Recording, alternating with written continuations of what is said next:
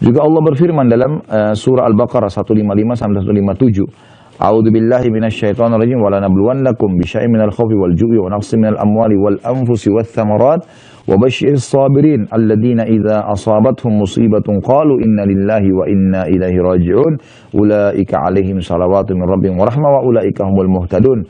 Dan sungguh kami pasti akan memberikan cobaan kepada kalian semua dengan sedikit ketakutan, kekhawatiran, kelaparan, kekurangan harta dan jiwa dan buah-buahan. Dan beritakanlah berita gembira kepada orang-orang yang sabar, yaitu orang-orang yang apabila ditimpa musibah mereka mengucapkan, kami milik Allah dan kami akan kembali kepada Allah. Mereka itulah yang akan mendapatkan keberkahan yang sempurna dan rahmat dari pencipta atau Rabb mereka. Dan mereka itulah orang-orang yang mendapat petunjuk. Kemudian juga dalam Asy-Syu'ara atau Asy-Syura, surah Asy-Syura ayat 43. A'udzu billahi minasyaitonir rajim wa man sabara wa ghafara inna dzalika lamin azmil umur. Tetapi orang yang bersabar dan memaafkan sungguhnya perbuatan demikian itu termasuk hal-hal yang diutamakan. Jadi di sini disebutkan tentang keutamaan sabar ya. Dan kadang-kadang subhanallah cobaan itu kalau kita ambil hikmahnya, kita akan betul-betul tahu kalau itu rasa sayang kasih sayangnya Allah. Jadi ada hadis yang berbunyi Innallaha idza ahabba 'abdan ibtalah. Allah kalau cinta seorang hamba justru Allah mengujinya. Jadi ternyata ujian itu teman-teman sekalian yang datang itu seperti memangkas sisa umur kita dalam ketaatan. Ya. Karena kalau lagi sakit misalnya, biasa ke diskotik temannya ajak, dia nggak mau lagi pergi. Seperti dipangkas dia harus dalam keadaan itu tidak berbuat dosa dalam beberapa hari. Gitu kan? Dan juga dia sebenarnya sedang dibersihkan dosanya, sedang ditinggikan derajatnya, sedang banyak yang terjadi ya, yang Allah SWT berikan. Ada satu syekh di Riyadh terjadi, kisah nyata di Saudi ini, dia seringkali datangi rumah sakit, kunjungin rumah sakit. Ada satu anak muda, itu kakinya digips semuanya sudah mungkin 2 tahun, dibuka-buka gitu kan. Jadi dia sakit itu. Terus syekh ini tanya, kata Pak dokter-dokter ini yang pasien paling kesian ini, paling lama orang ini gitu kan. Jadi sudah berapa kali pernah dibuka, ternyata masih butuh, dianu lagi segala macam. Maka dia bilang, syekhnya bilang, saya waktu datang, saya coba memilih kalimat yang paling tepat supaya dia mau sabar gitu. Begitu saya datang, saudaraku bersabarlah. Dia bilang, syekh jangan bilang sabar. Bilang saja, ya bersyukurlah kamu karena dapat cobaan ini. Kata syekh, kenapa kau malah bilang begitu?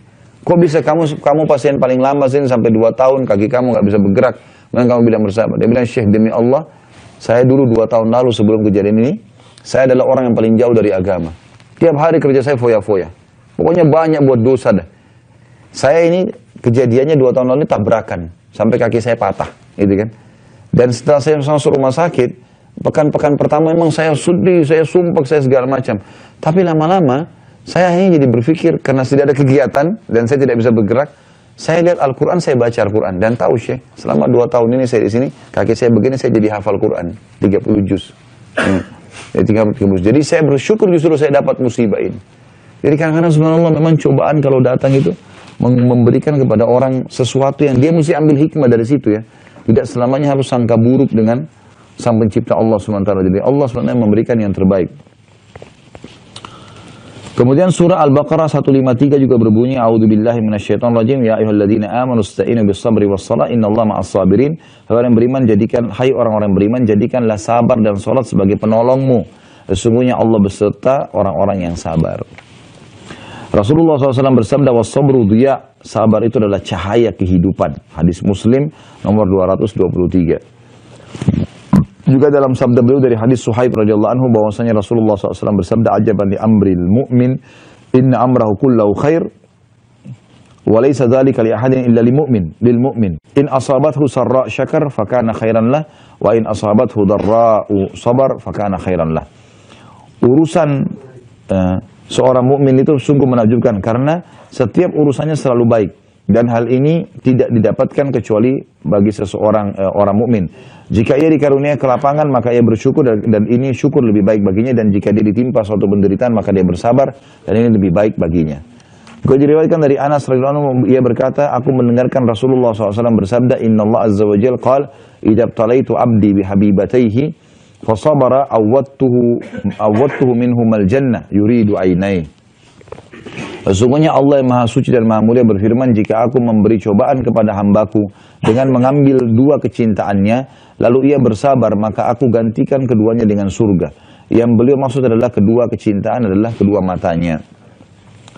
Juga dari Aisyah radhiyallahu anha dikatakan bahwasanya Rasulullah SAW bersabda tentang penyakit taun. Dan taun adalah penyakit yang kalau kena ke badan bisa merusak kulitnya dan bisa jatuh ya. Anggota tubuhnya itu bisa jadi berjatuhan ya. Ini penyakit yang berbahaya sekali, dan taun ini tentu rahmat bagi orang beriman ya. Kalau orang beriman yang kena taun, dia mati, maka dia bisa mati syahid.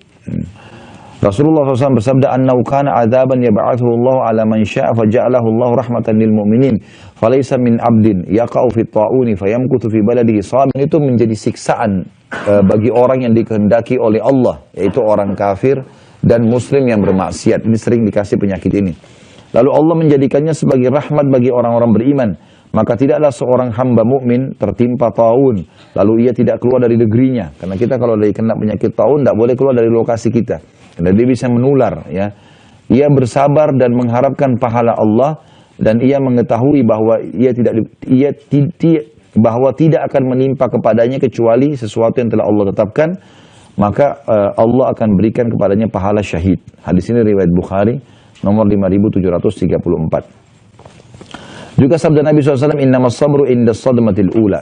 Ketahuilah bahwasanya kesabaran itu justru dibutuhkan pada saat musibah yang pertama. Ya, sebenarnya kita butuh sabar itu cuma di awal, misalnya awal kejadian. Setelah itu hari kedua, hari ketiga, seminggu, setahun sudah hilang dengan sendirinya. Diriwayatkan juga dalam hadis Abu Hurairah dan Abu Sa'id Al-Khudri radhiyallahu anhuma bahwasanya Nabi SAW bersabda, "Ma yusibul muslima min nasabin wala wasabin wala hammin wala huznin wala adhan wala ghammin hatta syaukati yushakuha illa kaffarallahu biha min khatayahu." Tidaklah seorang muslim ditimpa kepenatan, penyakit, kegelisahan, kesedihan, sakit hati, dan duka cita hingga duri yang menyakitinya, kecuali dengannya Allah akan menghapus dosa-dosanya.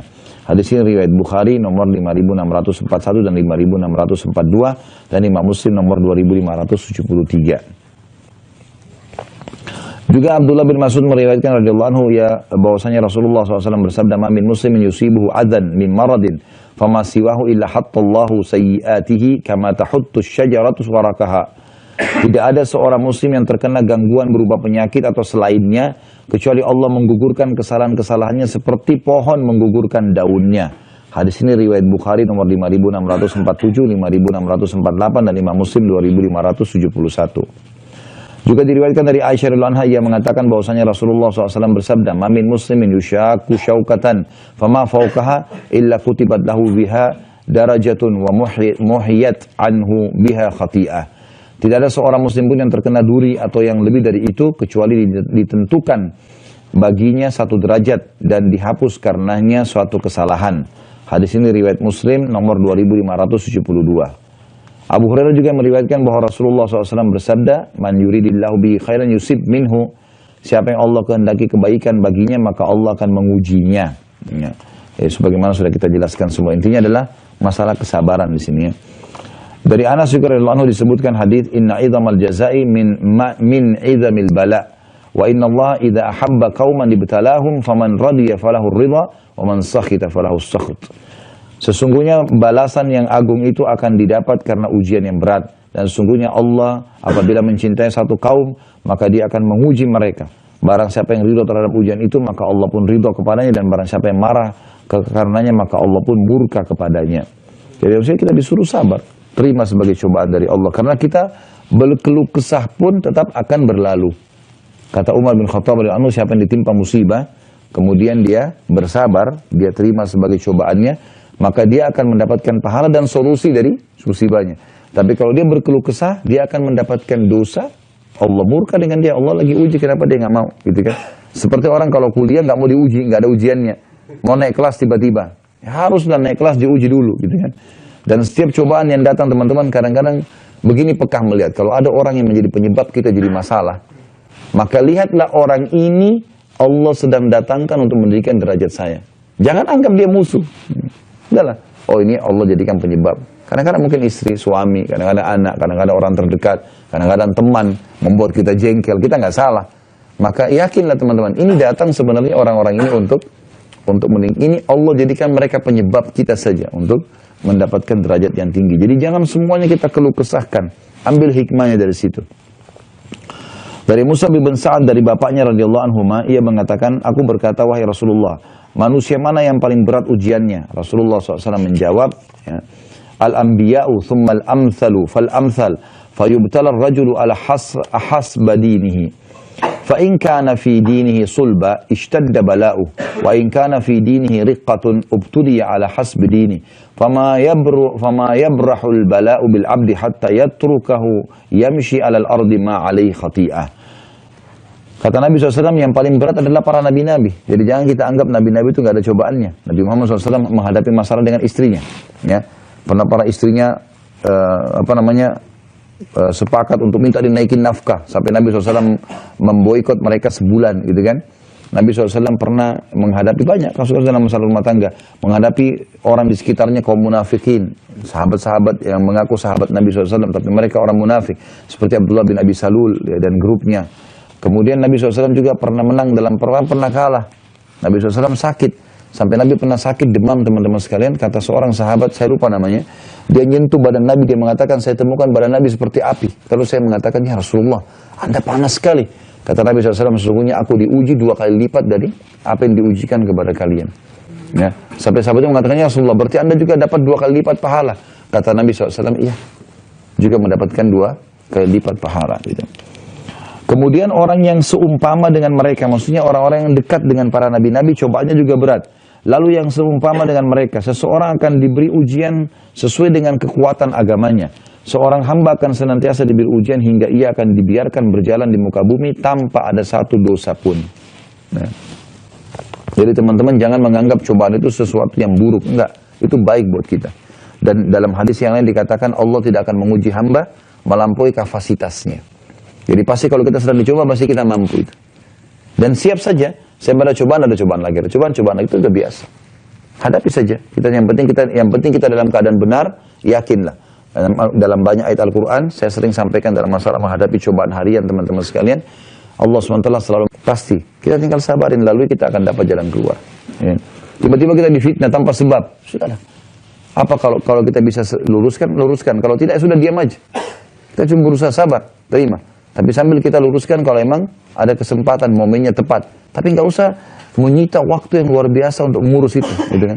Allah punya cara nanti akan membalikan keadaan supaya kita yang diberikan oleh Allah penjelasan. Oh, kalau ini orang ini benar, tidak akan salah. Dan banyak kasus terjadi masalah itu, banyak. Musa alaihissalam berapa kali difitnah oleh kaumnya dan Allah selamatkan. Ibrahim alaihissalam, Nabi Muhammad SAW, banyak sekali ya, kisah dalam masalah itu. Jadi memang kalau kita beriman maka akan cobaan. Tapi jangan dianggap cobaan ini teman-teman berarti kita akan dirusak secara fisik segala macam. Bukan itu yang dimaksud. Tapi cobaan ini artinya dia akan lalui hal-hal yang memang dia harus butuh kesabaran setiap harinya. Ya. Baik itu dari pasangannya. Kita tahu Nabi Nuh alaihissalam istrinya 950 tahun didakwai nggak mau masuk Islam, nggak mau beriman, gitu kan? Umar bin Khattab pernah waktu ada seorang sahabat mau berkeluh kesah dengan beliau karena istrinya ngangkat suaranya, kemudian datang ke rumah Umar, ternyata istri Umar juga begitu. Ya. Maka dia pulang. Lalu kata Nabi lalu kata Umar tahu orang itu datang. Umar kejar dia. Kenapa? Kenapa kau pulang? Kenapa nggak sampaikan keluh kesahmu? Dia bilang masalah kita sama, Amirul Mukminin. Di rumah saya begitu, sekarang Anda juga hadapi. Kata Umar bin Khattab, dia masak buat saya, dia cuciin baju buat saya, dia lahiran. Bukan di situ. Maka ada cobaan-cobaan yang datang. Tapi seseorang sabar hadapi. Dia coba luruskan, dia coba laluilah, gitu. Tapi kalau orang menganggap teman-teman dia tidak ada cobaan sama sekali, ini berarti seperti orang yang tidak ada iman. Karena memang cobaan pasti akan datang, tapi itu kebaikan buat seseorang muslim.